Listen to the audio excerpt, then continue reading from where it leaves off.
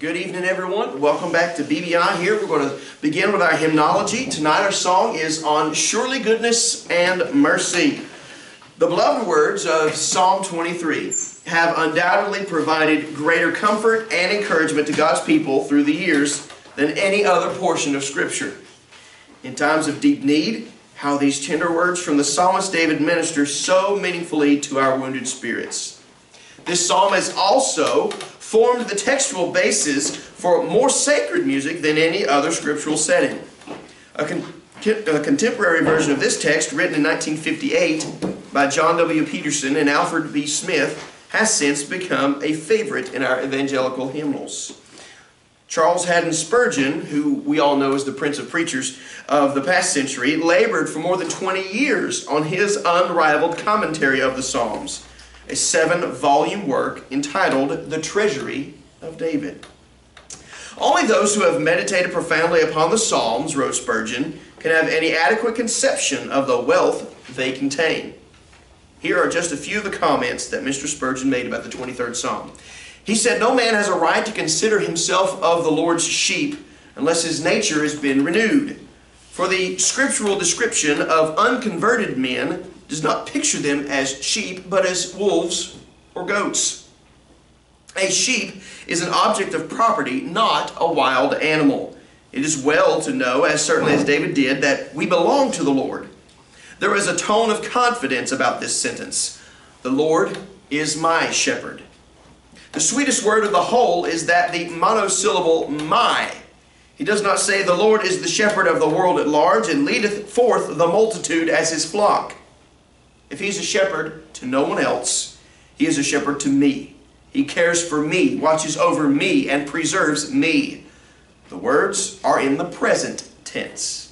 Whatever the believer's position, he is even now under the pastoral care of Jehovah. And this is in one volume edition entitled Spurgeon on the Psalms. You'll find that on page 107 in case you're wondering. Now, John Peterson, he recalled the events associated with the writing of this hymn, Surely Goodness and Mercy. One day, while improvising at the piano in my Montrose, Pennsylvania studio, Albert Smith, with whom I was associated at the time, walked in. For no particular reason that I can remember, we started to develop a new song. I would come up with a thought, then Al. In a short time, Surely Goodness and Mercy was born. I'd never worked with another writer in such a manner to compose a song. Later, Al and I wrote 2 or 3 other numbers like that. Now Al, or Alfred B. Smith, remembers his thoughts about the initial inspiration for the song, and he adds a humorous touch to it. He said it was written after receiving a letter from one of the descendants of Philip Bliss, telling of Bliss's first country school teacher named Miss Murphy, whom he dearly loved. It told of her teaching the class, before they could read or write, to memorize the 23rd Psalm. When the part, Surely Goodness and Mercy, was reached, little Philip thought it said, Surely good Miss Murphy shall follow me all the days of my life. This little incident focused our thoughts on the phrase which became the heart and the title of the song. Now, the name of John Willard Peterson has become especially well known in evangelical circles since the days of World War II. He's often called the Dean of Contemporary Gospel Songwriters. The word contemporary meaning modern times, not the style contemporary, you understand. Mr. Peterson was born in Lindsborg, Kansas on November the 1st, 1921, into a musical Swedish family. Now, during World War II, he served in the Air Force as a pilot in Asia. Following the war, he received his musical training at the Moody Bible Institute and the American Conservatory of Music. He has since received honorary doctorate degrees from the Western Conservative Baptist Seminary and from John Brown University in recognition of his contributions to gospel music. John Peterson has composed more than 1,200 gospel songs and has supplied church choirs with more than 25 cantatas and musicals, which have sold in excess of 6 million copies. Mr. Peterson is also the composer of the missionary hymn, So Send I You. Other John Peterson favorites now found in many hymnals include All Glory to Jesus, Come Holy Spirit, Jesus Has Come Again, God's Final Call, No One Understands Like Jesus, Shepherd of Love, Over the Sunset Mountains, It Took a Miracle, Heaven Came Down, and Spring of Living Water. Alfred Barney Smith, the co-author and composer of this hymn, is also a well-known name in the field of gospel hymnody. Mr. Smith was born on November the 8th in 1916 at Midland Park, New Jersey. His education included the Moody Bible Institute and later the Juilliard School of Music. In 1943, he was graduated from Wheaton College. While a student at Wheaton, is Wheaton where Billy Graham went? I believe that might, and didn't he meet his wife at Wheaton? They meet at Wheaton, I believe so. While he was a student at Wheaton, he served as the concert master of the Wheaton College Symphony Orchestra. Later, Smith founded and served as president of the Singspiration Publishing Company until 1962, editing and publishing many gospel songbook collections and hymnals, including the popular Inspiring Hymns. In 1972, Mr. Smith began another music company, the Encore Publications, editing another fine evangelical hymnal called Living Hymns. Altogether, Alfred Smith has written approximately 500 gospel songs and choruses, including such favorites as For God So Loved the World and With Eternity's Values in View. Composers like John Peterson and Alfred Smith are often asked their method of writing songs. So do the lyrics come first or the music? Do composers generally write in the heat of inspiration, or is the song the result of much tedious work? Both of these men state that there does not seem to be any set pattern or ironclad rule for writing gospel music. Songs come at different times and in all different ways. Some quickly, while others are the result of much hard work.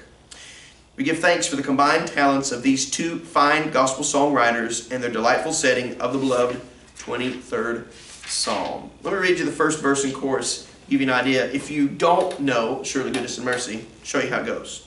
A pilgrim was I and a wandering. In the cold night of sin I did roam. When Jesus the kind shepherd found me, and now I am on my way home. Surely goodness and mercy shall follow me all the days of my life. Surely goodness and mercy shall follow me all the days of my life. I remember that one growing up. I believe we used to sing that a little bit back in the day. It's good, isn't it? It's great. Okay, so let's look at your lesson tonight.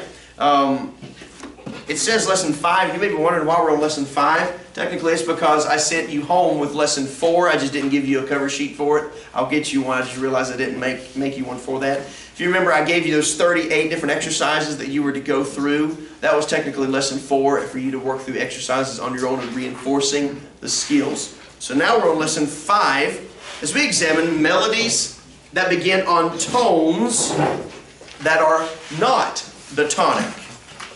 So if we're in the key of C, if you look at your key signature and you see no sharps or flats, you know that you're in the key of C. The tonic of the key of C is C. Just because a song is in the key of C does not necessarily dictate that it will begin on the tonic or the C, in other words. What we have to understand is that sometimes, and it's actually more common than what we may realize, songs may actually begin on a note or a tone other than the tonic. We're going to look at this together.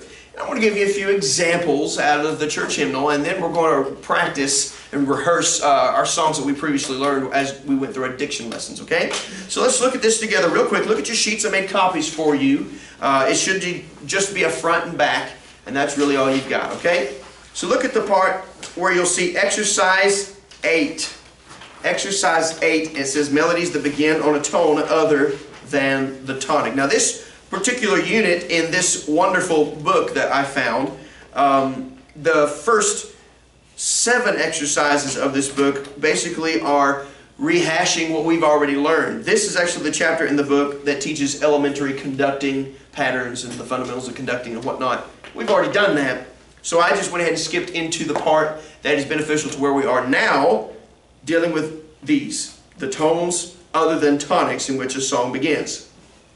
So obviously not all melodies begin and end in the tonic of a key. So beginning on a tone other than the tonic is relatively common, but ending on a tone other than the tonic is actually comparatively rare. In order to determine the relationship of the starting tone to the tonic, you must first find the tonic. Well, how do you find the tonic? Well, how can you find the tonic of a song? The first thing you have to find is what key is the song written in, don't you? How do you determine what key a song is written in? You look at the what? What's it called? Not the time signature, but the key signature. The key signature will tell you whether or not it is in C, G, F, B flat, E flat, A flat, G sharp, whatever you want to call it. The first step then must be that you examine the key signature. Then we now know what the tonic is. Then what we will do, after we check the key signature, you can also look at the ending tone of the melody as well to see what it is, because most of the time, 99% of the time, especially in Western music like ours, it's always going to end on the tonic. So you can either look at the last note of the melody, or in 4-part harmony, you could always look at the bass, because the bass is always going to end on a tonic. Or you can just examine the key signature, and if it's C, the key of C, you know your tonic is going to be C. Then you'll find the scale degree number of the starting tone, relate it to the tonic, and then perform the melody. So in other words, when you're looking at your song, the first thing you're going to look for is, what does the key signature tell me? What key is this song written in? Now that we know what the tonic is, we know that the tonic is either number 1 or number 8. That's interchangeable, just depending on whether you're going up or down, 1 or 8. And then we just look at that first note, that first tone of the song, of the melody. If we're in the key of C, for example, and the first note is a G, then we know that it starts on tone number 5. Yeah. C, D, E, F, G. So we know it's starting on the 5th.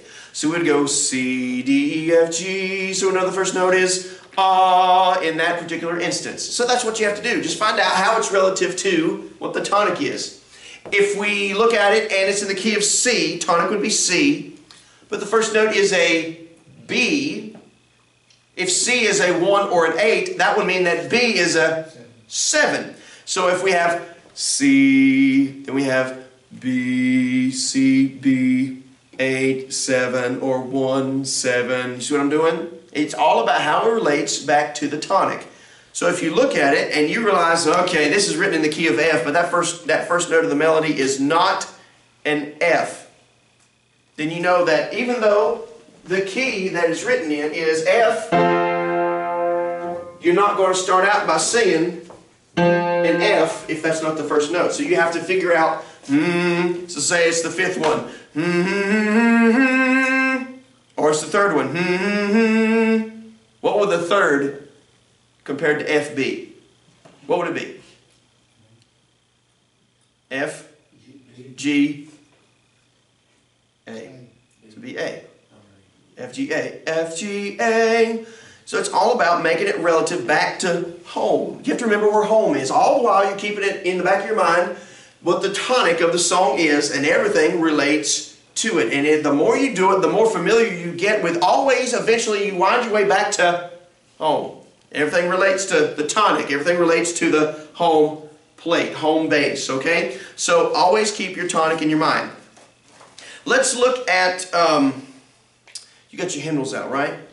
You have them ready. We're not going to get there just yet, but let's look at a few exercises just to show you, to kind of give you an idea of what I'm talking about, okay? Won't make it too awful complicated. Then what we're going to do is go to the hymnal, and I'm going to show you some songs in the hymnal that do start on a tone other than the tonic to show you just how often it really does happen. Look at exercise number 1.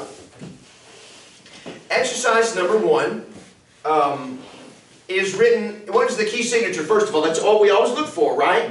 First thing you examine is the key signature. That is the key of C. No sharps, no flats. So we know it's the key of C. I wish I had one of those page holders. These things tend to, my book flops around a bunch. Oh, no, not going to happen. I need a good Webster's dictionary, something heavy. All right, I can do it like this. Okay. So if the tonic, if it's the key of C, then, hey, Jerry table, if it's in the key of C, what's the tonic going to be?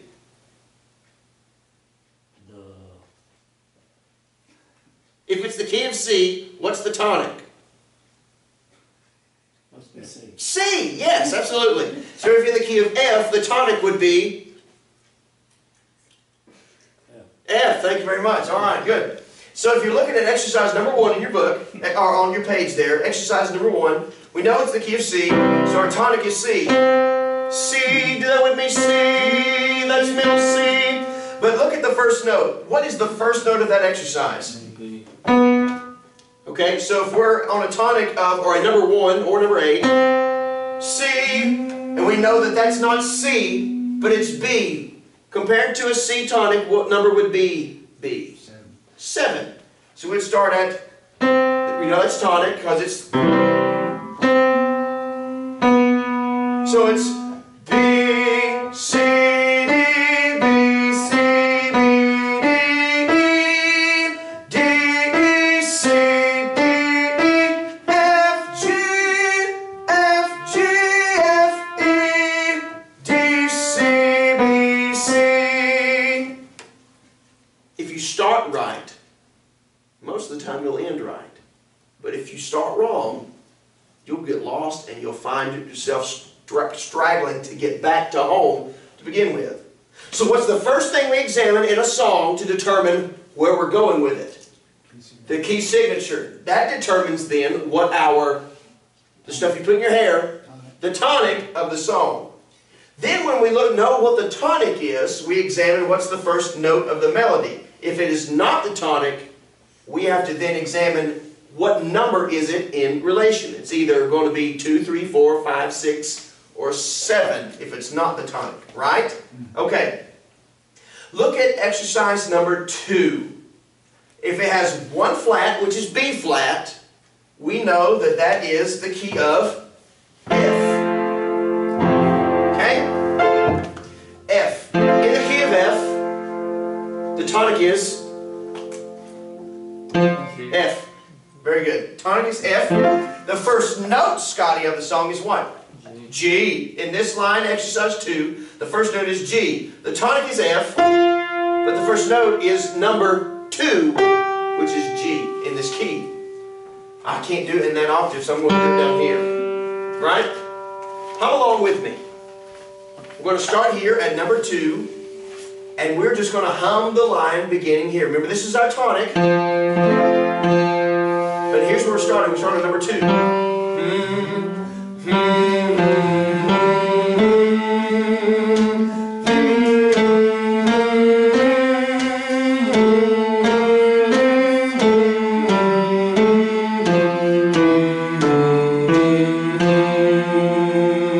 Okay?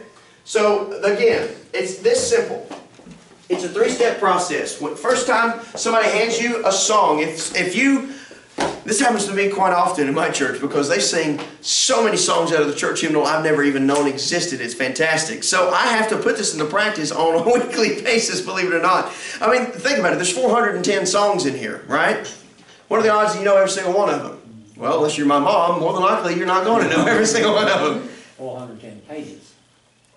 Oh, that's a good point. It's not songs, it's pages. Got the teacher. How about that? But when I have to actually put these things into practice every week for the simple fact that I've never heard a lot of these songs. So let me show you an example of a song that you know oh too well that does not begin on the tonic. Turn to page 57. 57, Amazing Grace. Amazing Grace in the church hymnal is written in 4 flats, which we know to be the key of A flat.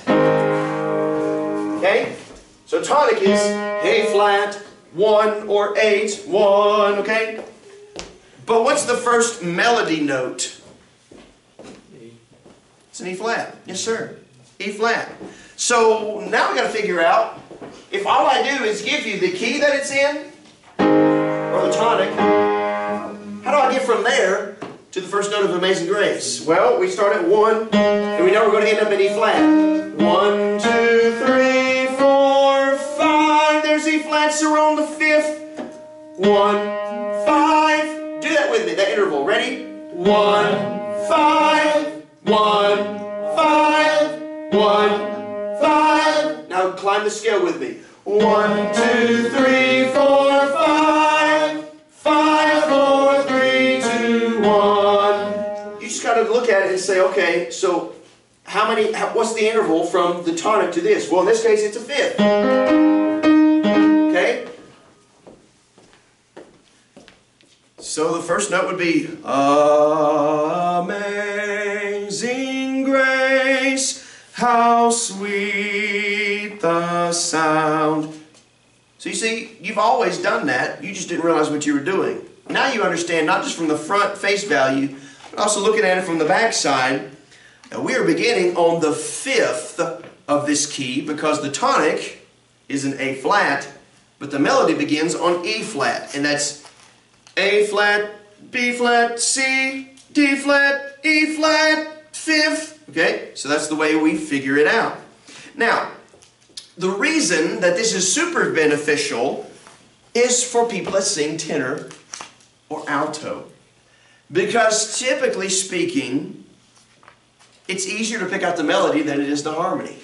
Sight singing and ear training is extra helpful to people when trying to learn to sing a harmony.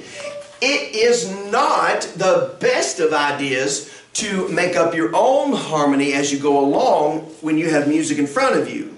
If you base your harmony off of the melody, you may switch back and forth from alto to tenor.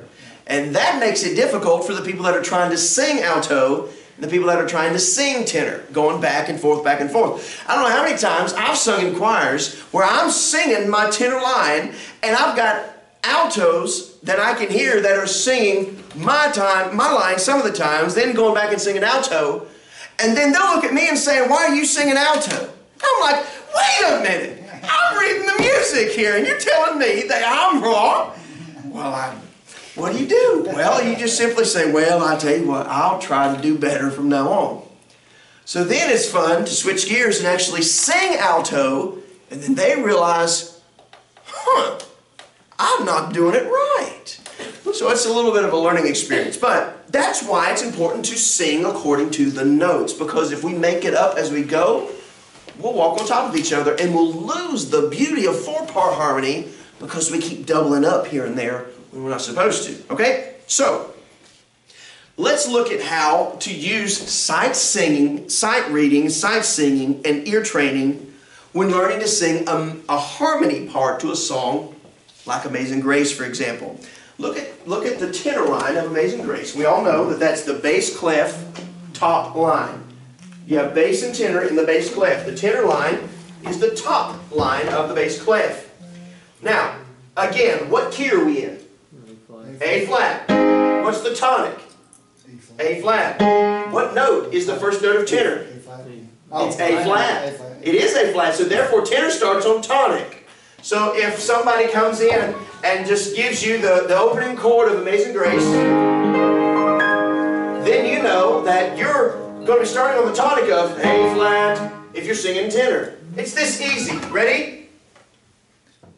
Amazing Grace. But now look how it goes down and back up. Look how it goes down and back up. When you're looking at how sweet, there's a difference. Notice it's not the same note. A lot of the times we'll just go Amazing Grace, how sweet, but it's not the same. It goes down. It goes from 8, 7, 8, or Grace, how sweet the sound that saved a wretch. Notice this part. Like me, I once was lost, but now I'm found, was blind, but now I see. If you'll notice, that entire tenor line is nothing but a tonic over and over and over with an exceptional 7. or a fifth thrown in with it. It's that easy. If you'll start correctly, you'll be amazed at how you can flow through the song. Sing the tenor line with me one more time. You ready? Here's your key. We know tonic now is A flat. And according to the music, tenor's first note is the tonic, A flat. But you're dropping down a fourth to E flat. Amaze. Do that interval with me. Amaze. One more time. Amaze. Ready? Here we go. Amazing grace, how sweet the sound that saved a wretch like me.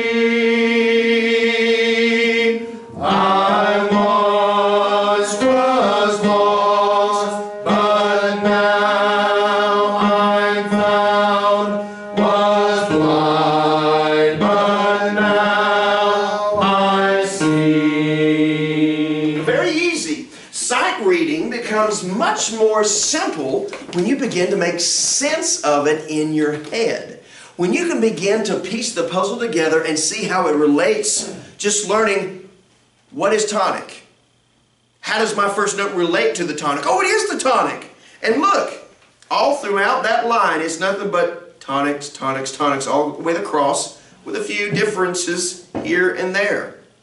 That's how you learn to sight read a song and sing in harmony part. Okay? Let me show you another one that you may or may not have been aware that you knew. Look at page number 183. 183, All I Need. Does anybody not know this song? No, it's also hoping to catch. You do too. All right, so it's written in, it's got one flat, which means it's written in the key of what? One flat means it's in the key of F. Okay, let me get my book set so it'll actually stay in place. Okay, so it's in the key of F. What is the tonic in the key of F? F. What's the first note of the soprano line?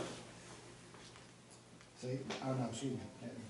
F. F, right, so that's on the tonic. So if you,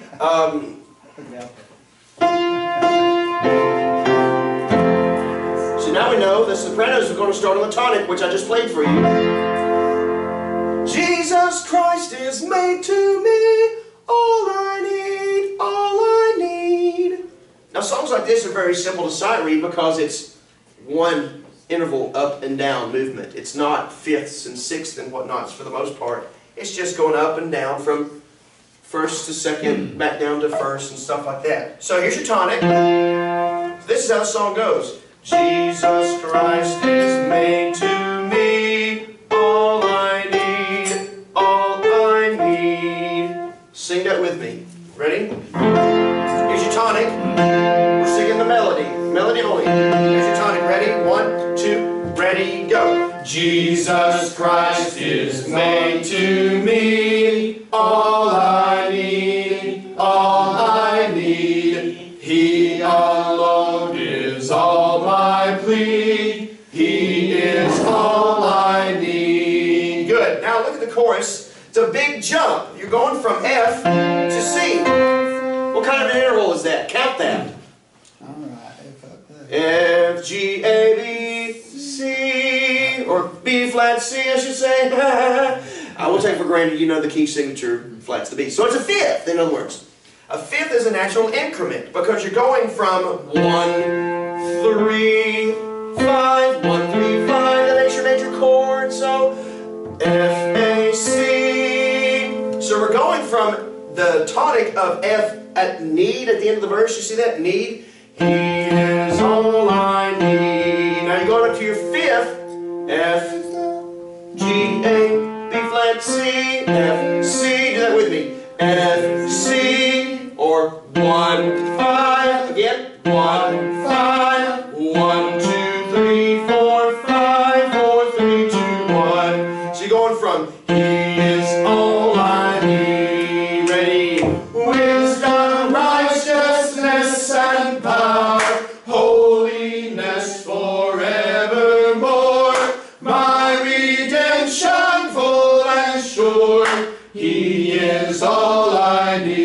need. Great. Now, if you want to throw tenor in there, it's this easy.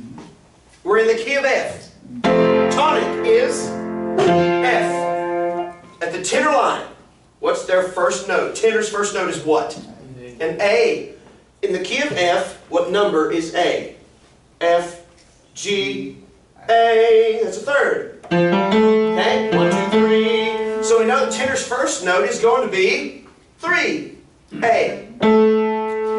Jesus Christ is made to me all I need, all I need. He alone is all my plea. He is all I need. Keep going. Wisdom, righteousness, and power. Holiness forevermore.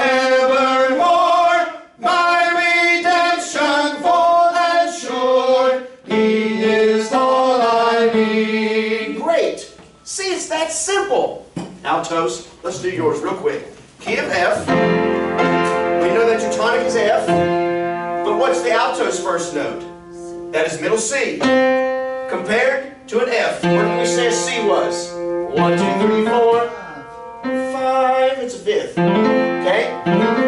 So we're going to start on a fifth right here. G. That's Jesus. I was doing the syllable G, not the note G. Sorry, that's middle C.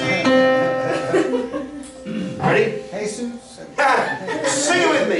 1, 2, ready, go. Jesus Christ is made to me all I need, all I need. He alone is all my plea. He is all I need. Wisdom, righteousness, and power, holiness forevermore. My redemption full and sure. He is all I need. Lost you there a little bit. Yeah. All right. Now, I thought it was there, but it's. So now you see how it's easy to sight read doing whatever part you're doing. If you're not doing melody, forget the melody. Who cares what Amazing Grace sounds like in the melody? If you're not singing it, don't worry about it. You need to focus on what you're singing. And if you're, in this case, singing tenor in the key of F, the song All I Need, you're starting on a third. So you have F, G, A. So you know your first note is right there. So you're going, Jesus Christ is made to me. All I need, all I need. It's that simple, okay? All right. So close your hymnals and get your songs out. At this time, we'll go ahead and end the recording because we're really just going to review for our graduation exercises on some of the songs that we've learned. So thank you all for watching. God bless you, and may we encourage you to continue to strive for musical excellence in the name of Christ. Thank you so much.